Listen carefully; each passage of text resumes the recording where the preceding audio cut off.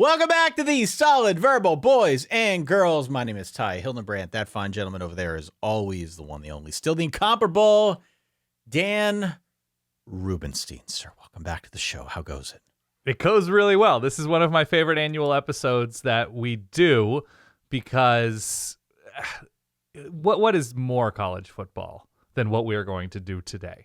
What is more evident of the insanity that college football brings upon people's brains than one, listening to a college football podcast in early May, and two, listening to a college football podcast in early May about the funniest, weirdest, most oddball message board posts. And these are message board posts that are relatively recently posted. Correct. I love this episode so very much. It's the essence of the sport.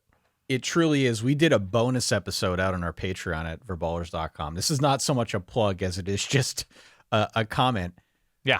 On Thursday, where you posed the question or somebody posed the question asking, what is college football made of? Of all the other elements of sport in the United States, around the world, elements of pop culture, business, you name it. Like, what are all of the bits and pieces that make college football unique? And we ended up having a longer discussion about basically this subculture of college football fandom that dabbles in conspiracies. Sure. Some more so than others. Dip some toes. It is all kind of mixed together into this weird brew that we imbibe on a nearly weekly basis here on the Solid Verbal College Football Podcast.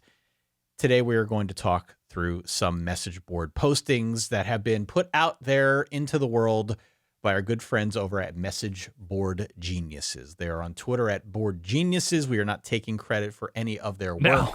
We are merely piggybacking on it.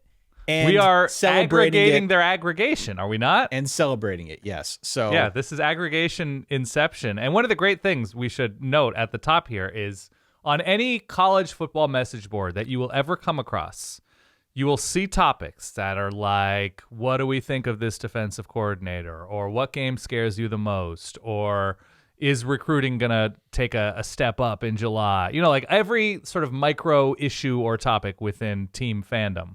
But then there are other adjacent boards, and I'm explaining this to, I don't know, the four of you who have never come across a college football message board but are listening to a college football podcast. Correct. Somehow that Venn diagram, there's just like a tiny little sliver.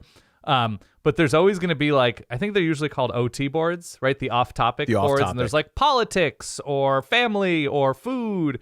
And then there is something about college football fandom, and there's so much emotion in the connective tissue between fans that people feel comfortable bouncing things off of each other. Like you feel a rapport with this digital community.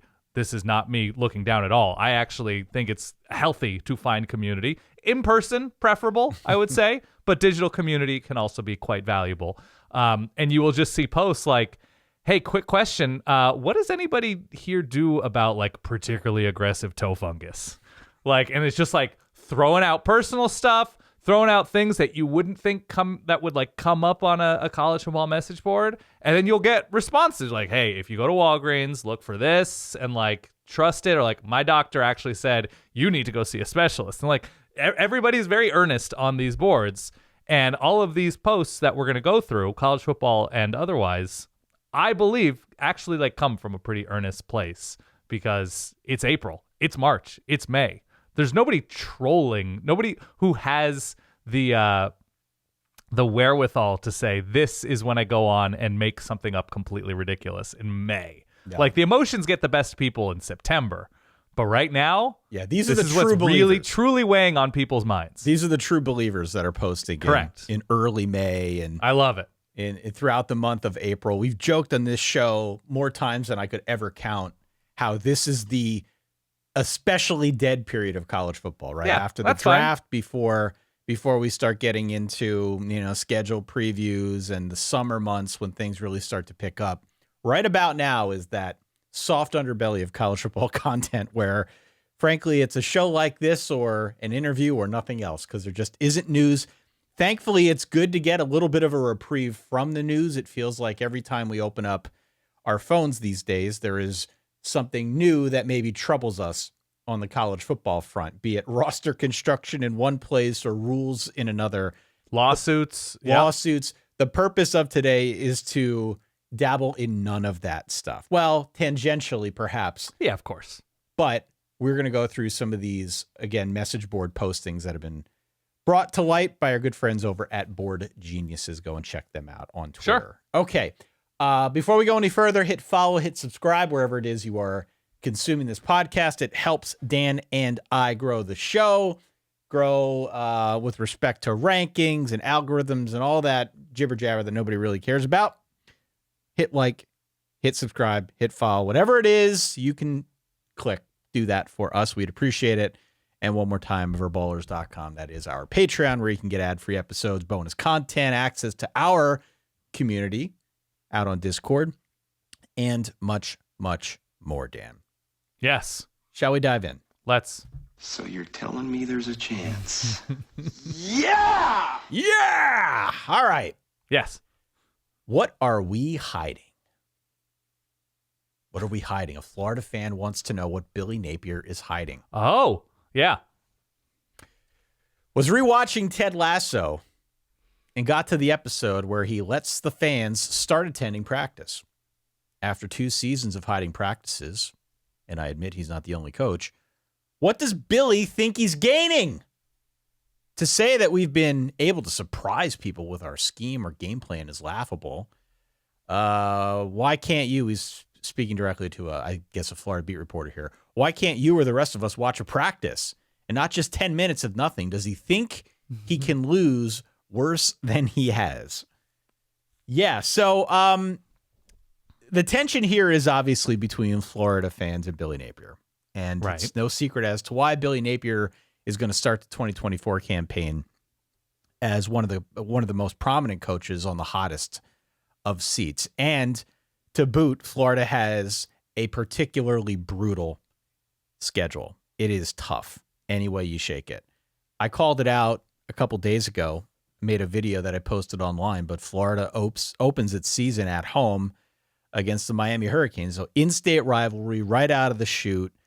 We went through the schedule briefly before, and the way this thing is constructed, you got to get your wins early. If you want to go to a bowl, you got to get your wins early because it's going to toughen up a little bit later on in the season. So Florida, I feel like, is a great candidate for wild conspiracy theories as it relates to Billy Napier in college football. What is he hiding, Dan Rubenstein? What's Billy hiding out there? Sunbelt Billy. Dumb, what's he hiding? If you're going to be dumb, you better be tough, right? Like the old adage, like, if you're going to be bad, it's tough to be secretive, right? Like, you need to sort of give people something. You got to give people morsels. I don't think practices should be open. Like, in a world that you do have, eyes everywhere. I understand why people want to be secretive, especially given what's on the line in major SEC play. Like, you don't want to give too many things away. You don't, who's starting at left guard? Perhaps that doesn't matter. But I understand from Billy Napier's perspective why you want to keep things secretive. I understand why if you're a Florida fan, you are starved for something positive. If you are starved for a morsel of a highlight from practice, a receiver making a one-hand, Trey Wilson making a one-handed grab or something that even the team would put out. And so that's the sort of issue that I get, that if your team is disappointing, you better go into overdrive to give people.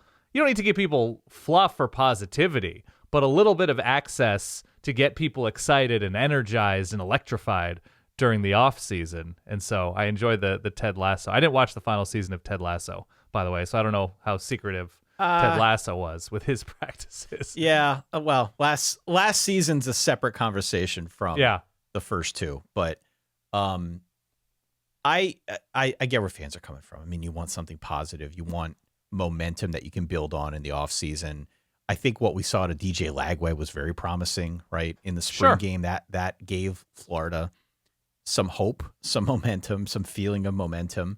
But the schedule stands in the way. And look, there seems to be something of a concern as to what Florida's offense is going to look like this season. And that's not to say that, they don't have guys who can play quarterback. I think Graham Mertz last year was fine. Maybe we'll see DJ Lagway a little bit here and there. Yeah. Who knows? There are some losses, obviously. We've talked about them as well. But as things stand right now, even with a lot of the negative press that I know Florida people have talked about in the offseason, still only a 2-point dog at home to open up the season against the Miami Hurricanes, an in-state rival, the Sunshine Showdown, whatever it's called. Right. So Vegas is not looking down its nose too much at the Florida Gators because I think Miami should be pretty good. Sure. Whatever. Here's my question for you. Sorry. I know that was very dismissive of what you said, which was all true. Do you consume Notre Dame produced content? Produced content? Schools are now pretty thorough about like behind the scenes stuff, and here's a day in the life of so and so on the team. Like here's a day in the life of Benjamin Morrison or whatever. And there is that opportunity if you're a diehard fan to go inside the program via video and social media, whatever. And some schools, I know Clemson is big on this. A lot of schools are doing this now, like full length, like Oregon. 24. Oregon's very big on it, but they do. I honestly have no idea what Oregon does in terms of longer form stuff, but there are some schools that will do like a 24-minute episode. And that's why I remember seeing Clemson doing this, where it's like they're producing like their own version of Hard Knocks, right? It's like a highly produced thing. And it is red meat for the fans who want more access, who want more of a look in. I have no idea if Notre Dame does that. I have no idea if you consume that. I like Oregon's I think they all do it to some extent, and I can only take it in doses. Yeah, because there's only some level of sunshine pumping that's tolerable to me. Sure. And it's not just Notre Dame stuff that I'll watch. I'll watch Penn State stuff. I'll watch other teams. We have been featured many times over in those types of videos. Oh, that's right. We were in the Texas A&M one last year, I think, when they got rid of Jimbo and decided they were going to look for a new coach. Maybe it was after they hired Mike Elko. Regardless, appreciate the free press, I think guys. I was in a Thank Penn you. State one. I think Penn State used my voice or something, doubting them. And Yep. Then they were disappointing. Yeah, we've been in a bunch of them over the years, so we've watched plenty of them. And feel free, by the way. Here's my express verbal permission. You can use our voices in any of those. It's fine. If we're high on your team, if we're low on your team, do whatever you got to do. Totally cool. Works totally fine for us. I can only take the school produced stuff in doses. Yeah, same. Not against it. And where are we going with this again? What was the point of that? Oh, it's just that like if Florida's being so secretive, right, that you have to go above and beyond to at least give the diehards some. You're not going to let them into practice or whatever, but like you gotta open up the content kimono a little bit to get these people excited coming off of a season that was somewhat disappointing, and there's a lot of doubts heading into this season, especially considering the Florida schedule. So that's all. And I think Oregon, I've seen some of the Oregon stuff. They do it like a 2-minute recap, like a cinematic recap during the season. That's very well done. But like all of the behind the scenes stuff, if it's longer than 2 or 3 minutes, I know I get kind of lost. Where do you want to go next? You want to pick one out of the dock here, Dan? Sure. If Oklahoma lands, this is Pickleman's Cafe. If we, Oklahoma, land Dominic Williams, TCU defensive line transfer, I'll lick white dog bleep. Like, I guess from Step Brothers. Okay. My question to you is not react to this, or I have no idea if there was a follow-up about this gentleman or lady licking dog excrement based on a promising defensive line transfer. My question to you is, have you ever made this kind of bet to do something disgusting based on sports? Is there something you'd be willing to do that would be a worthwhile trade-off for Notre Dame or Penn State, doing something like a giant recruiting win, or a giant like in-season win, or a playoff berth? Like, is there anything that compels you, or maybe when you were 19 or something? First off, I believe Oklahoma got the guy. They did. That's what I'm saying. Did he or she follow through? Yeah. So I don't know if there's been a follow-up post to it. Hopefully, Board Geniuses can point us in the right direction there. Yeah. I hope this gentleman's okay if he did follow through with that bet, which is a bit disgusting. I've not really been much for the preposterous bet outside of our show. Yeah. Outside of our show. Mm-hmm. You know, now you had the bet. What was it? 2 years ago. I forget what it was. Oh, the face painting? You did the face painting for LSU, which LSU Auburn. Yeah, Tigers. Which was tremendous. Mm-hmm. And is still featured out there on many of our social media accounts. You can go find it anywhere you could find the Solid Verbal. I've thought about this. I feel like in the end, I'm too much of a chicken. Yeah. To really lay it all out there on the line. This could be a good kind of inflection point, because what happens is, okay, so let's say this person doesn't renege on this offer to lick dog droppings, whatever, okay, based on a portal commitment. And if this person is married and a spouse finds out that they are licking white dog bleed. Oh, okay. No, I'm like, Steve, what did you do today? And you posted it where? Like, maybe that's like the rock bottom that some people need when they're doing that online. So I appreciate that. Next one. Go ahead. Okay. This is from Buck52_30 Husker Online. So conspiracy theory here. Oh boy. Dash. Yeah, let's The go. Big Ten tells Trev Alberts to take the Texas A&M, I add AD job, and help lead the program to the Big Ten. Texas A&M to the Big Ten. Would A&M leadership already be on board with this action? Then the Big Ten tells Trev if he gets the job done, oh my God, he will be the next commissioner of the Big Ten. That being said, Texas A&M and Notre Dame would be mega great news for the Big Ten, and get our AAU membership back before we are booted back to the Big 12 or the MAC or the Mountain West or some other conference like that. Whoa. There's a lot going on here. Yeah. This is like 4chan caliber conspiracy stuff right here. I love this. Well, I think it's different enough in content, different in topic. Enough. Yeah. Different enough. But this is next level. So Trev Alberts as a Big Ten mole at Texas A&M to get Texas A&M out of the SEC. Texas the Big Ten. A&M This is on a Nebraska board, by the way. Texas A&M just joined the SEC not that long ago. Right. This isn't like they've been in the conference. Like 14 years, 13 years. It's been I know, but it's not been 50 years. I know.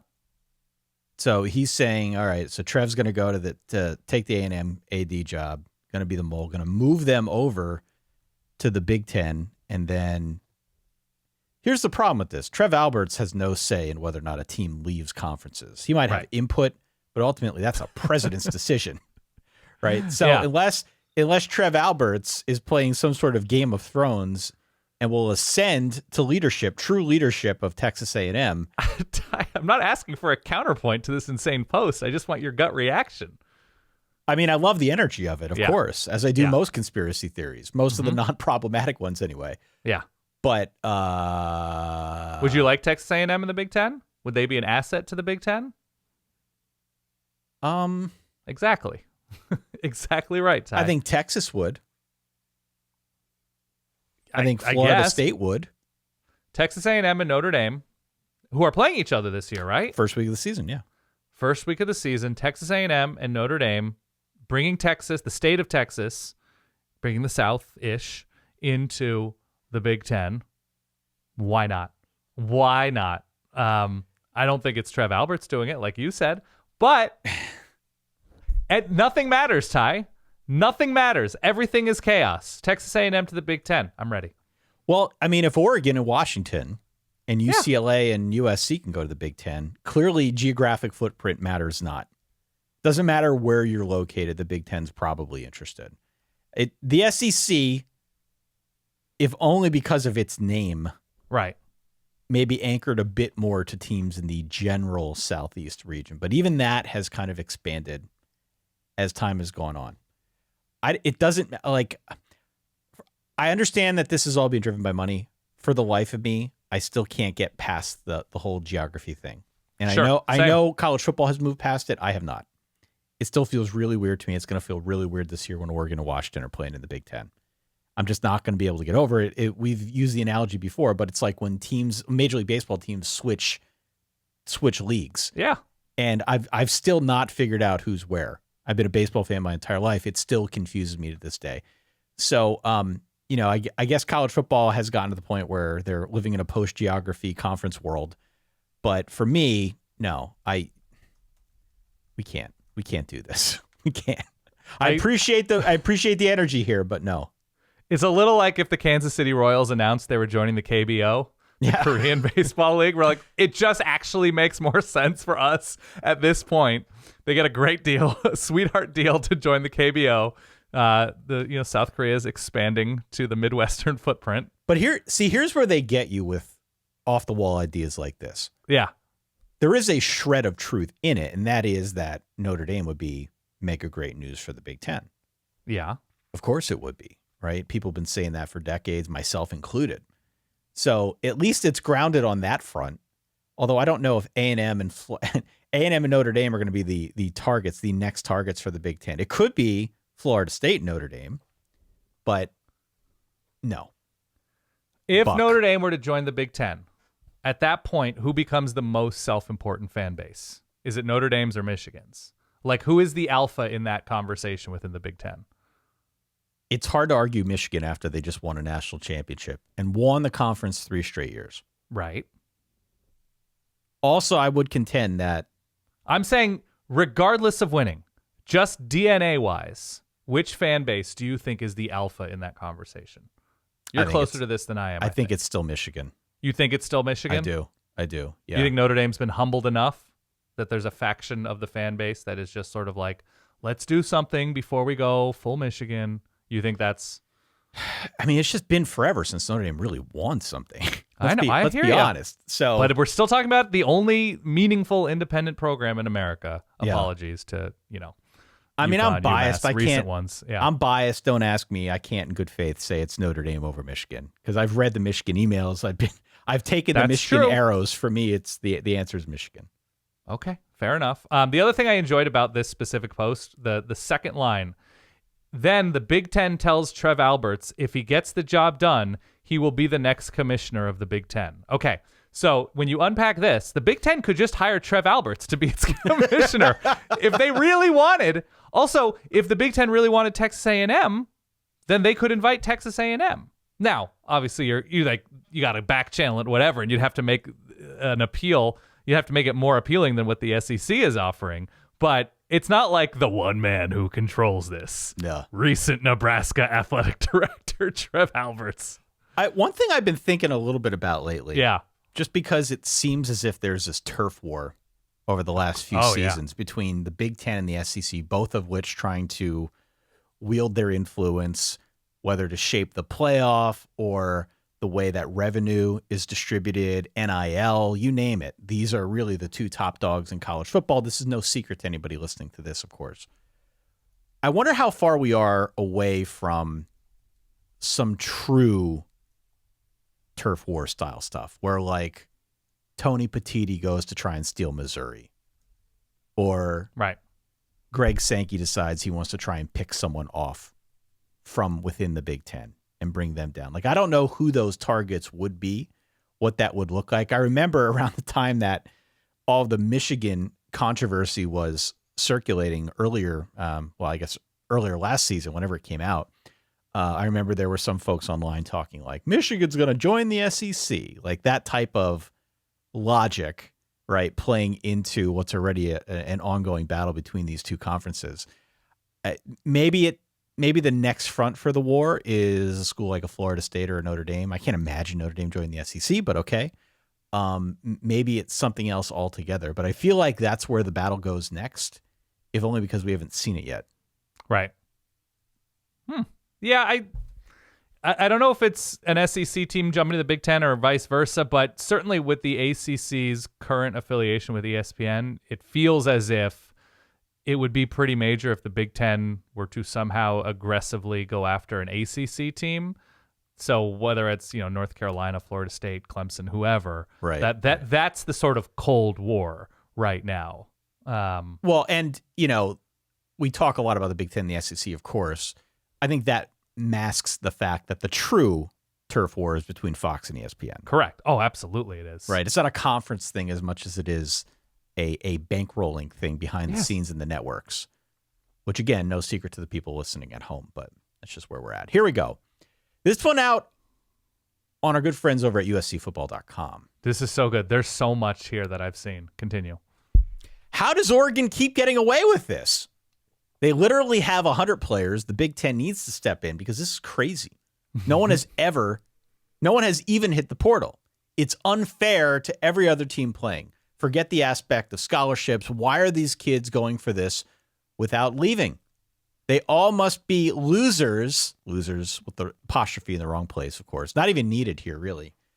They all must be losers who have no plans of going to the NFL, Dan. How is Oregon getting away with this? It does feel like they have 1,000 players. They do have many players. I have no idea. They are obviously appealing to people. People want to play for Dan Lanning and be in Eugene, Oregon and play for that program. I know that here's what I've heard about Oregon. I've heard that their collective, their NIL situation is called Division Street. And it's all Division Street, okay? That like everything is under one roof, everybody seems to be aligned, and it's like an actual business. It's an actual, like, they have a roster of employees and they have people, marketing people and branding people, whatever. Like, it's not slapdy tie. Yeah. And so what I think is the case with a number of places, I know Ohio State's obviously has come a long way recently. I know, let's see, I think Texas, Louisville's is pretty big. Like, there are the number of schools and people that are more plugged into this, obviously, would know much more than I would. But from everything I've heard, it's like there's lawyers. There's there's an actual structure to this NIL situation at Oregon. And so there are a number of places that like are raising money, but there's like warring collectives and collapsing collectives. And I know USC has a couple of them, at least. And USC fans right now, whether it's because of portal, whether it's because of recruiting, they can't imagine a world in which Oregon year over year over year over year is out recruiting USC. Because in the fans' minds at USC, like, Oregon is just Phil Knight and they're just, dropping bags out of helicopters on recruits' front doorsteps and everything. And like, but the academics at USC, but the degree, the connections at USC, like, okay. There's a lot of the USC fans just through like the message board Genius's account that I've seen. Like, there's a lot on USC boards that people are just down bad. They are down bad watching Oregon recruit like this. And I'll be the first one to tell you, it's all well and good to be excited in May, Ty. Yet they just lost to Washington 3 times in 2 years. And so Oregon has the roster. It seems to break through this year. And they're building the depth that I think they'll need if they are indeed a playoff caliber team to win 2, 3, 4 games, whatever it takes in the college football playoff. They're building that depth, but Dan Lanning's still young. He's still only been a head coach for a couple of years. And USC fans, it was the same line as Jesse from Breaking, but he can't keep getting away with this. Yeah. And they are in that headspace right now. They're losing their minds. I think Colorado fans are losing their minds a little bit with Oregon. USC fan, like, that is a thing. And we'll see how, new legislation and, schools paying players in-house and everything and sharing TV revenue, what role that plays. But right now, it seems Oregon's in a good place. The money is there. The aggression on the recruiting and portal trail is there. And they seem to be in the heads of a lot of these West Coast programs. We've decided, by the way, we're going to that game on November the 2nd. Oregon, Michigan, yeah. Can't wait. November the 2nd, we're going to go to Ann Arbor, go to that Can't game. Wait. We'll figure it out later what that means for our weekly recap episodes and whatnot, but it's been too long since we were at a big game. We got to make sure we got to go. Got to make sure we get out and enjoy. So if you'll be in town, let us know. Otherwise, yeah, how do they keep getting away with it? I mean, look, they're an IT program right now. They've got money. They've got an excitable young coach. They've clearly got a ton of talent. They're loaded to the teeth with talent. And any school that's able to build depth in 2024 is like a really big deal, especially if you are playing on the level of an Oregon, of a Penn State, of a Notre Dame, of a Alabama. Just throwing out examples of teams that are probably in that playoff conversation. If you don't have that depth, you're kind of screwed. The season's going to be longer. It's harder than ever to build that depth because of the portal. Oregon's found a way to do it either via the NIL setup or otherwise. And so, at least to that point, I understand why it's driving other programs crazy. I think I'd probably feel the same if I rooted for a rival school. So this past weekend, it was Derek Harmon from Michigan State, the defensive tackle. So Michigan State lost, I think it's Simeon Barrow to Miami, who was promising and a good size deal, and Derek Harmon to Oregon, who had visited Oregon before when he entered and then went back into the portal in December. Oregon had a commitment from a top kid in Southern California, Mater Dei, which has long been a USC feeder program, and then a kid who also from Southern California who went to Alabama and then entered the portal after spring and is headed to Oregon. And so, yeah, they are absolutely loading up, and it's what it is. And this is what we know, Ty. Loading up on the recruiting trail is great, but there's the cautionary tales, right? That whether it's USC with Lane Kiffin, Steve Sarkisian, whether it's Texas A&M recently, whether it's whoever, Tennessee, that like you start stringing together those top classes, but without stringing together playoff berths, like it is fair right now to have enormous expectations for Oregon. And if they fall short, if they're going 9-3, 10-2 with this kind of expenditure, with this kind of focus, with this kind of attention, those are huge disappointments. That's on Dan Lanning. That's on the front office, whatever. So with great sort of off-season accomplishment should come great expectations. And so they should be held to an enormously high standard for building a roster like this. Let's go to Michigan. I think the Michigan legislature needs to seriously think of using some of the rainy day funds / surplus tax revenue to give to Michigan and Michigan State for NIL money. It's not good for state economy when both programs are struggling. You lose tourism revenue. Yeah, that's true. Let me ask you this. 2 poverty programs, Michigan and Michigan State. Yeah. This is obviously a horrible idea. I appreciate the spirit of it. This is a terrible idea. Yeah. That said, if you put this on a ballot in the great state of Michigan, when this November, referendum, can we give some percentage of state tax revenue to these 2 schools? So at the in this very moment, schools are not allowed to pay players, right? Correct. That you have affiliated NIL situations. And so you're going to go above the schools. Above the school. These It's not state-funded, federally funded institutions and appropriate government funds That's for right. this. I love that. I love the idea. This is creative, if nothing more. Yeah. So if we put this on a ballot, and I want to hear from the verballerhood, would it win? Would it lose? What would the split be of the final tally? I.e., what percentage of people would vote yes? I don't think it would pass. I'm not saying it would pass. It's not legal. Let's be clear. It's not legal. But if you put this on a ballot, what percentage of people in Michigan would vote yes? I don't think it means enough in state. I think if you maybe went to a couple SEC states that it just means more areas, then perhaps it would be a little bit more successful. But I don't think there are enough people within the state of Michigan who look around them and say, we could use a little bit less on our roads and our schools and our emergency services so that Michigan and Michigan State could retain their roster via NIL. I don't think it would do well enough. Look, you say that. Yeah. But it's like every other year that somebody tries to push through a publicly funded stadium for a pro team. That's true. All right. And in those cases, in the cases of Olympic stadium builds or any of that stuff, the return on investment is not usually there, not by a long shot.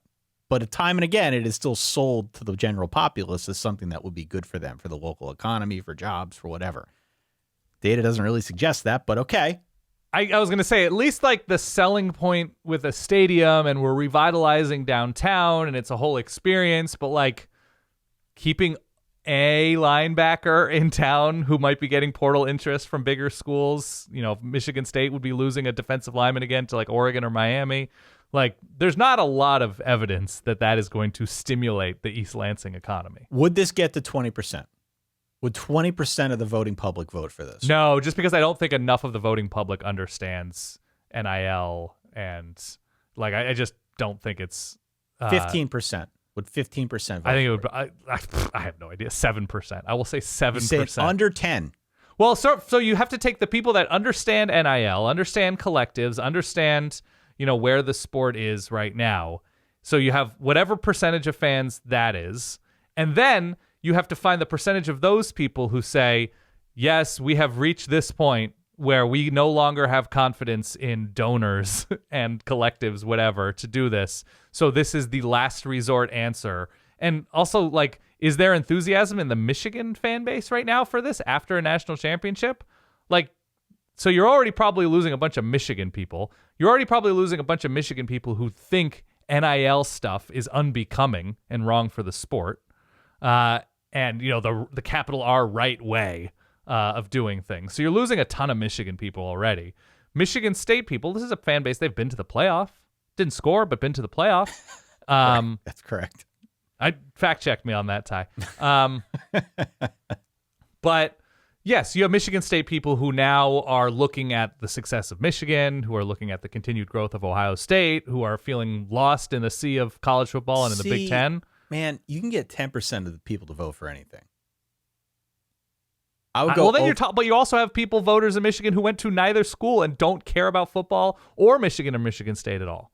I'm telling you, you can get 10% to vote for anything. Okay. You need clever marketing and clever campaigning.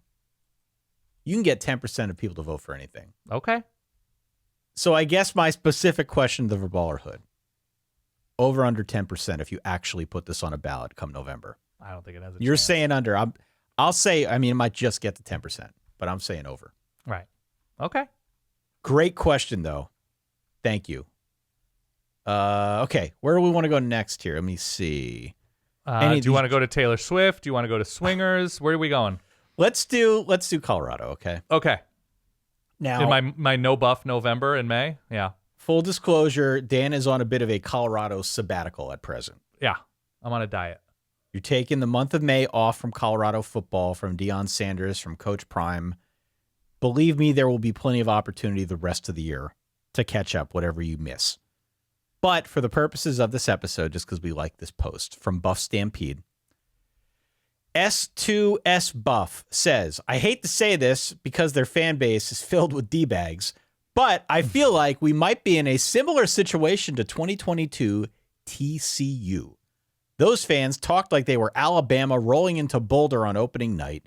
They knew something that nobody else really knew, and everybody was judging them off their previous season. We know we have quality and depth.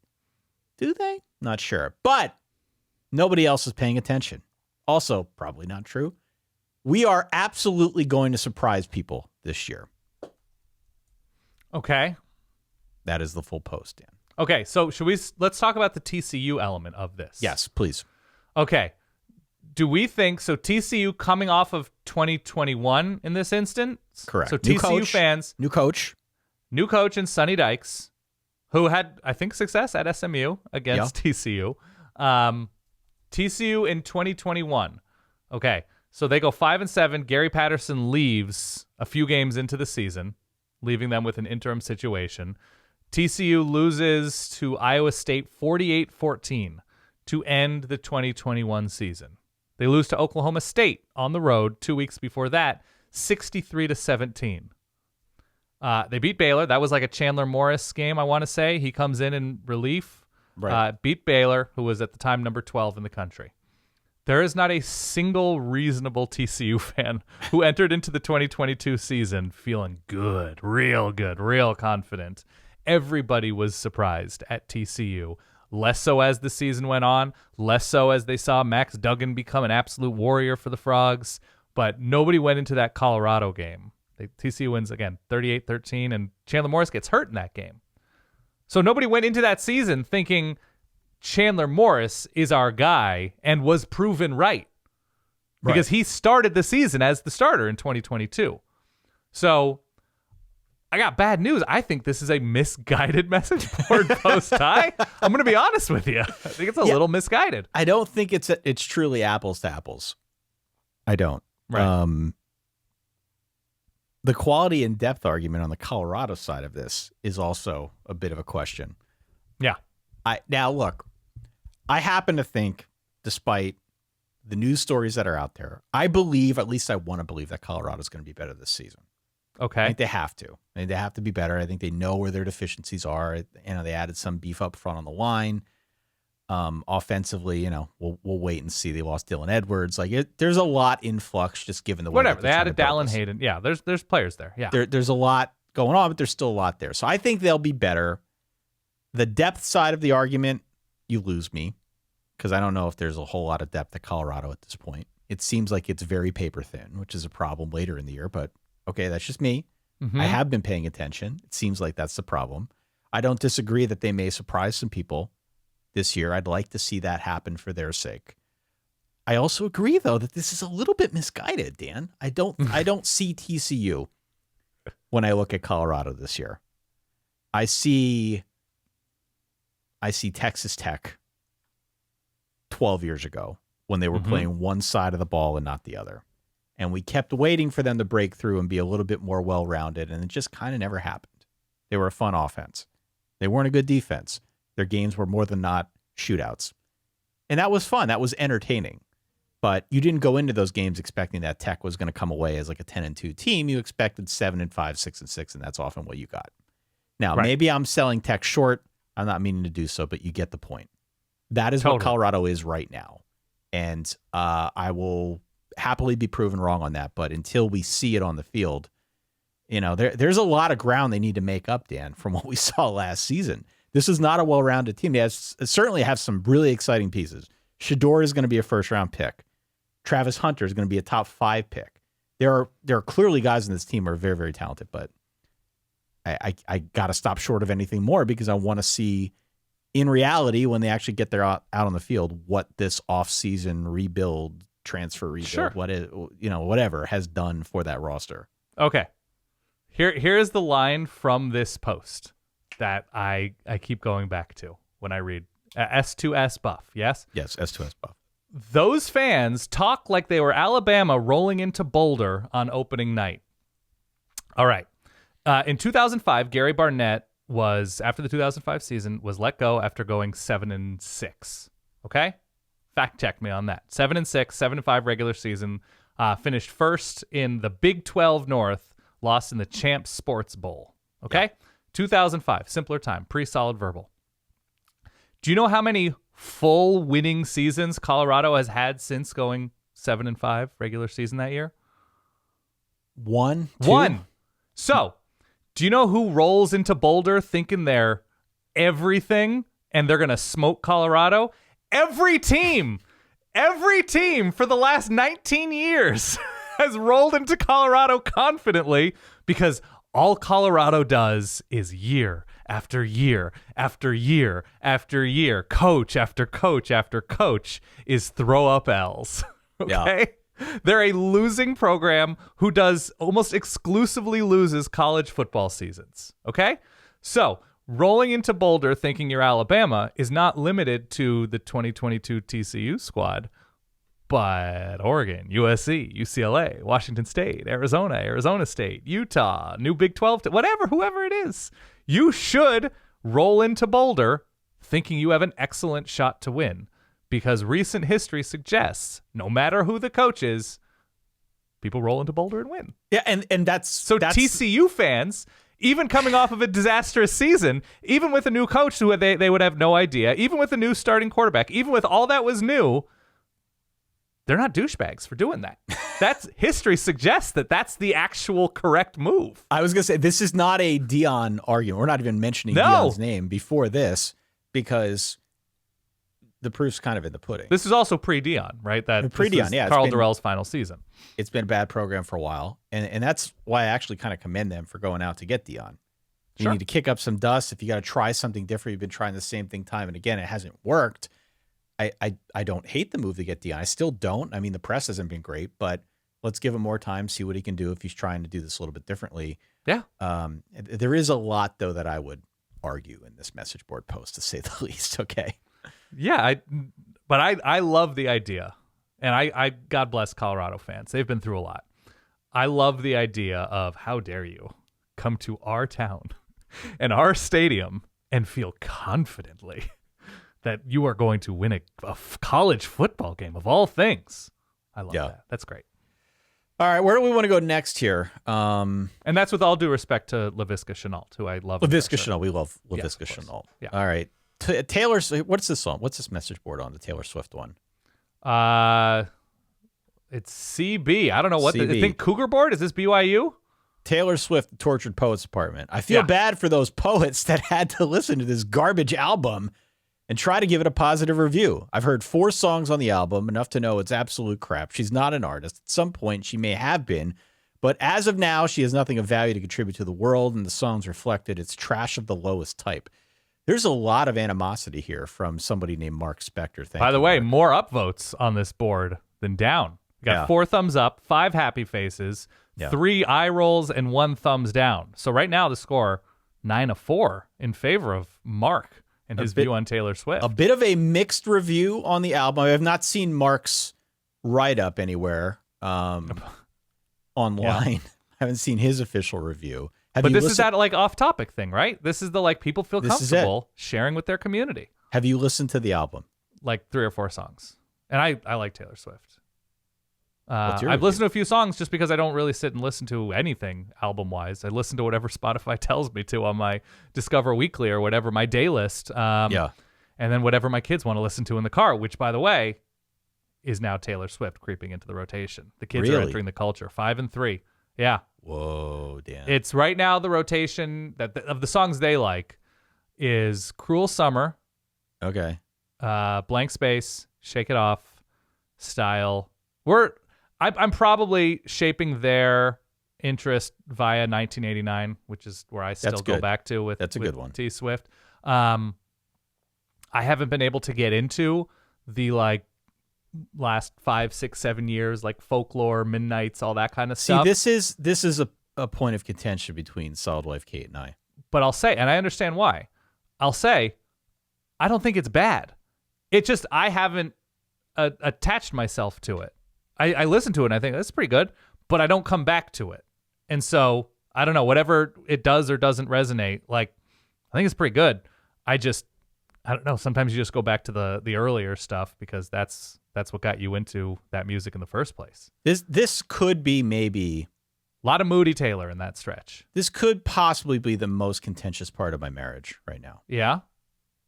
And by that, it's not a Taylor thing. It's a music thing. You know my taste in music. I like cheap pop music that makes me bop my head a little bit. Big Train guy over here. Love Train. Yeah. Love the Train tracks. But those types of jams, that's my thing. Solid Wife Kate, a little bit more. I'm sure she wouldn't mind me saying this. Much more into the deeper, emotional, sleepier tunes that are out there. Yeah. The more recent T Swift. More recently, Love Folklore and Evermore, Midnights, and now this one. She's all into it. We've been listening to it nonstop. So it's definitely not my favorite that I've heard. I've listened to it enough though that some of the tracks have grown on me, and I do think it's pretty good. This is Mark Spector went a little bit overboard with this. Maybe Can I ask you where my head has gone recently? With regard to our dear friend Taylor Swift.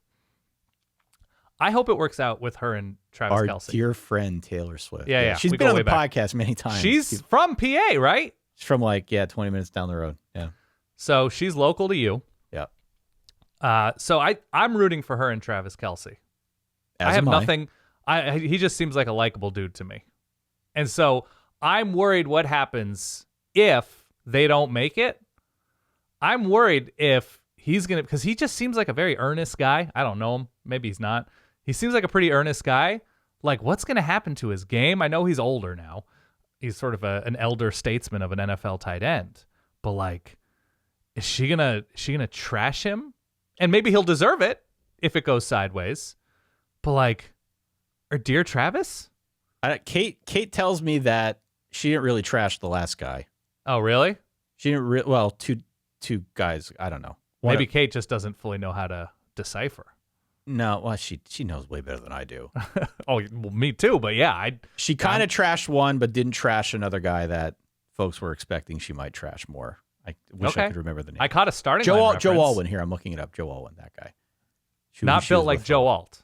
No. Different guy. Different guy. Wasn't in the draft. Yeah. Anyway, I'm okay with it. I'm pro Taylor. We're pro Taylor on this show. We've always been. Okay. Fair enough. Where do we want to go next, Dan? Okay. This is from a Clemson board. We'll stay off topic for a little while. This is from Replay Man. April 30th, 2024, 11:40 p.m. The witching hour tie. This is posted. Yeah. Subject, swingers convention. Sure. I'm guessing not about the seminal Jon Favreau movie. No. Swingers convention this week at Burles Ford. Is this rumor true? And then the follow-up's what got me. Read the follow. So Burles Ford, by the way, it Read the looks like reply. it's a campground. Okay. Oh my Burles God. Ford campground. What a spot for a swingers convention. I agree. Then the follow-up from Fast Chad, who looks like... Can you decipher what I'm deciphering from Fast Chad's avatar here? It's definitely a picture of the Capitol, a wintry time in the United States Capitol. That's correct. We'll leave it at that. There's a crowd gathering, Right. and perhaps a Clemson flag in there at the bottom. Is that what you're seeing from Fast Chad? I would have to zoom in, but I can neither confirm nor It's deny. a wintry gathering at the United States Capitol building. This is Okay? correct. Yes, sir. So probably a chill in the air. Anyway, it seems Fast Chad early part of responded. the year, I would say. Yeah. Yeah, the gray skies. Fast Chad says, "Yep, it's happening. I'm dating a girl that's going to be running a daycare out of her pop-up on Friday and Saturday night. Good Lord. I told, this is me adding her, I'd go to help, but I'm really going just to check out the scene. Most of these aren't as glamorous as they sound, but every once in a while they're real bangers. If anyone is going, let me know. I'll see if I can get Becky," which, by the way, doxing the girlfriend in this, "to give you a discount on childcare, assuming you're bringing your kids. Ages 6 and under are welcome. I add to the childcare." To the childcare. So man. South Carolina campground swingers situation. Listen, whatever you're into, Oh, we shame not. No. we're not judging here. This is a no judgment pod. This is just a terrific off-topic posting Why on was a this Clemson message posted board. publicly and not in a direct message? Well, everybody better see this. If anybody needs childcare for this, what's promising to be a pretty great swingers event in nature in South Carolina. Now, far be it from me. I don't question anybody's lifestyle. I don't question anybody's social choices. But in terms of making new social connections, Yeah. outdoors at a campground, I mean, you're in a tent, but it's still bug adjacent. Bug adjacent. Yeah. Elements are at play here. Weather elements. I love that Fast Chat is quick to affirm, quick to confirm that the event is indeed happening. Smart businessman. So again, look up Burles Ford. Look it up. It is what I'm looking at, right? I'm looking this up now. Burles Ford. South Carolina. Oh yeah, man. This is we got to go to the Google Maps view of this, the Street View thing. See what we got. Street View doesn't even go back there, is what I'm seeing. So you're right. This is in the sticks, man. I'm looking at oh yeah. Yeah, there's like a river, a creek. Oh, there's yeah. bridges. Beautiful countryside in South Carolina. But how do you coordinate this type of event when there's no like central congregating place? There's just people are setting up tents and, knocking on zippers. There was an issue in my hometown, let's say, with a dilapidated old barn and countryside like area. It was an old farm. Yeah. That somebody had co-opted and turned into a meeting space for raves up and down the eastern seaboard. No brainer. And it was not a situation where you could park. It was not a situation where you could really have like a staging area or anything like that. It was all supposed to be on the DL.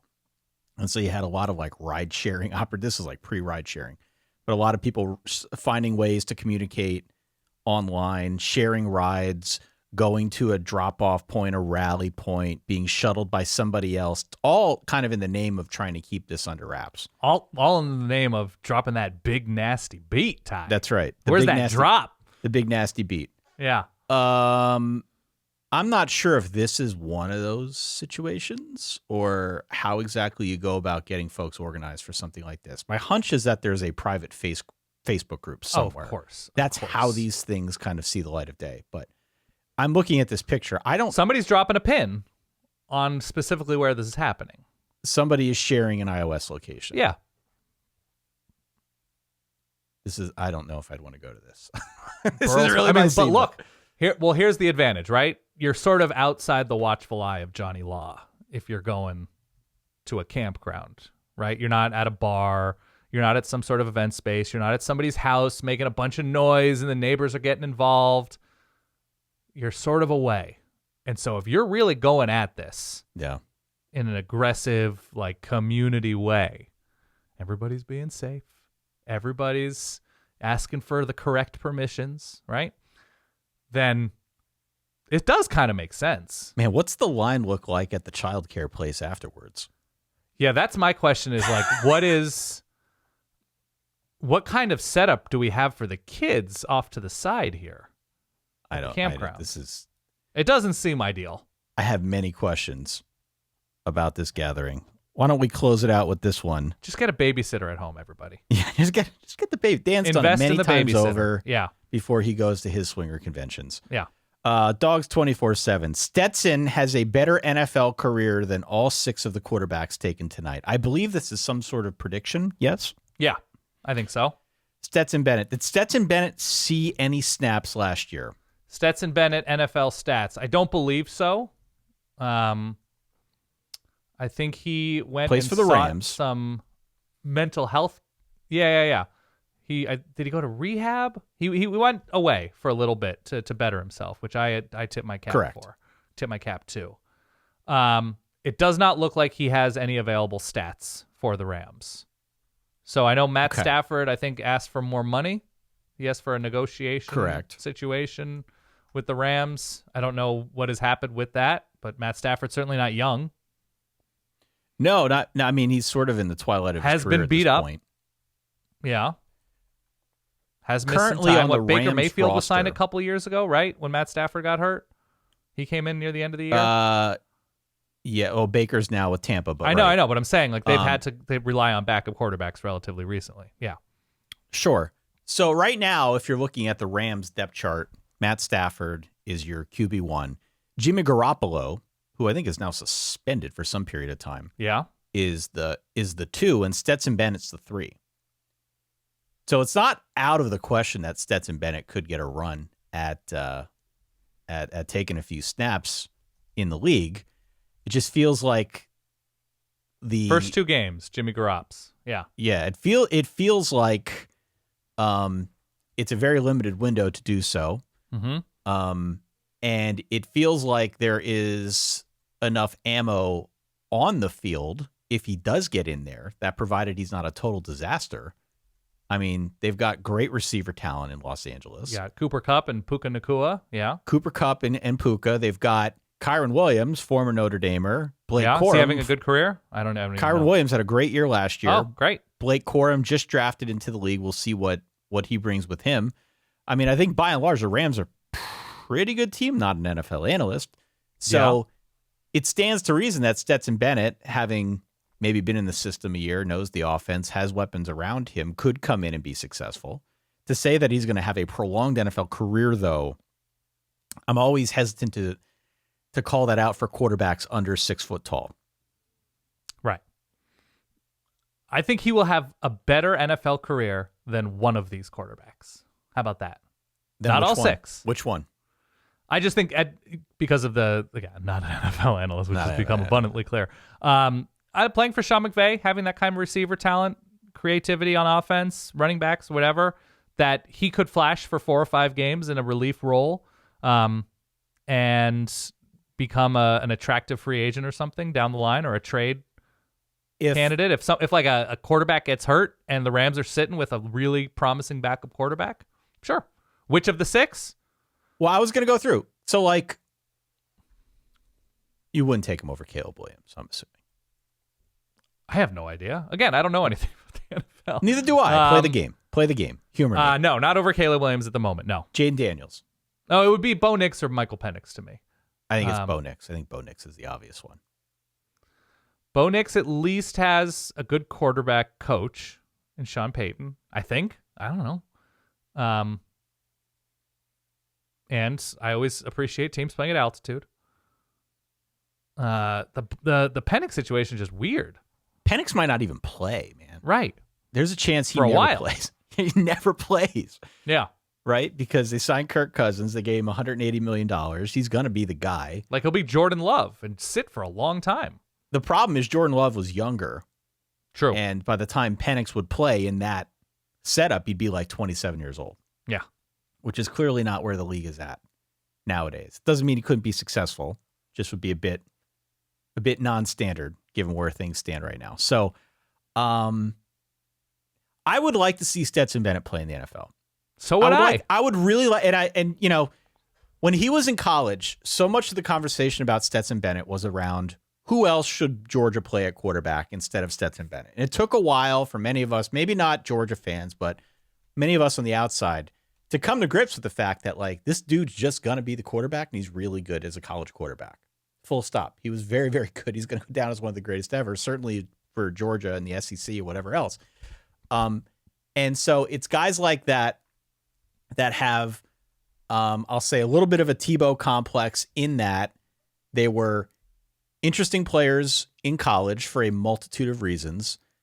Neither of them necessarily projected all that well to the next level, but there was this inherent curiosity around what would happen if they got a few snaps. And I feel that about Stetson Bennett. You know, I think it'd be a good story for Stetson Bennett to step in and actually be productive on the next level. I have no idea if it's a good story, but I want to see it. I think it'd be a good story. I would like to see it. Fair enough. Would. All right. Any of these other ones here that you want to address quickly? We've got like I think we should circle back to Burles Ford real quick. If anybody out there is a verballer going to Burles Ford, yeah, we want a thorough write-up of your experience, what you saw, first person on the ground report. This is, or if you've just been to Burles Ford for like an actual camping thing, just local knowledge would be helpful here. Solid verbal. How you think that aligns with a swingers night? Yeah, where would you throw one? Solidverbal@gmail.com is the email address. We'd appreciate any and all insight. Again, this is no judgment podcast. No, do your thing. Enjoy yourself, whatever. Everybody's consenting. Great. Perfect. Hit follow, hit subscribe, wherever it is you are listening to this here podcast episode, be it on your audio app, on your phone, on the YouTube app, on your phone, or on your computer, wherever. Please do hit like or subscribe or follow, whatever you can. All that stuff helps Dan and I out. Verballers.com, of course, is our Patreon. Ad-free bonus episodes, get access to a couple other perks here in the off-season, Dan. Can I tell you something? Please. As it relates. First of all, I wanted to ask you something at the top of the show that I decided to ask you at the end of the show. How deleted, erased, or not at all is your digital footprint via message boards over the years? Like, if somebody found out your username, could they go back and find anything like damning that you've posted or embarrassing that you've posted? Emotional that you were riled up while posting? It has been so long since I posted on a message board. Okay. And I've always been pretty mindful of what I'm putting out there. But if a somebody did some forensic message board accounting. I don't think I've posted anything that would be too objectionable. Okay. And people who listen to this show know that I'm not that controversial. That's true. So if any of that stuff is out there, and I don't even remember what my name is. So, yeah. Swing Guy 44. Swing Guy 44. Thank you. Yeah. I don't think so. How about you? Oh, there are probably posts I regret. Yeah. There are Twitter posts I regret. Yeah, there are tweets I regret for sure, but I sort of cleaned all that up.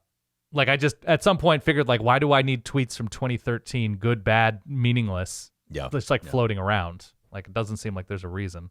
No. So there's like some service that'll just like get rid of tweets that are older than a year or something. Blow them all away. Yeah. Yeah, there's probably stuff I regret. I don't know. I have no idea. I don't remember all my screen names either, so I don't know what. It's been a minute. No, the other thing to add is, like, I don't know the terminology for the Burles Ford stuff. And we just had a couple invite us over for a game night, and I have no idea if it's an actual game night. Is that a code? Okay. We did talk about, like, Codenames is one of the games, I think, and Taboo. But then again, Taboo can be misinterpreted. I don't know. Solidverbal@gmail.com, yeah, let as us know. always, is the email address. Let us know. Not my thing, but find us on social media as well. We'd appreciate any and all of your support. We will be back a little bit later on this week. Welcome to May College Football Talk, boys and girls. Big shout out to our friends over at Board Geniuses for putting in yeoman's work time and again, bringing some of these great message board postings to light. We appreciate it. Thank you for letting us piggyback on some of your hard work. Aggregating the aggregators. That's right. For that guy over there, my good friend Dan Rubenstein, for myself, Ty Hildenbrandt. Hope you had fun. We did. Talk to you soon. Stay solid. Peace.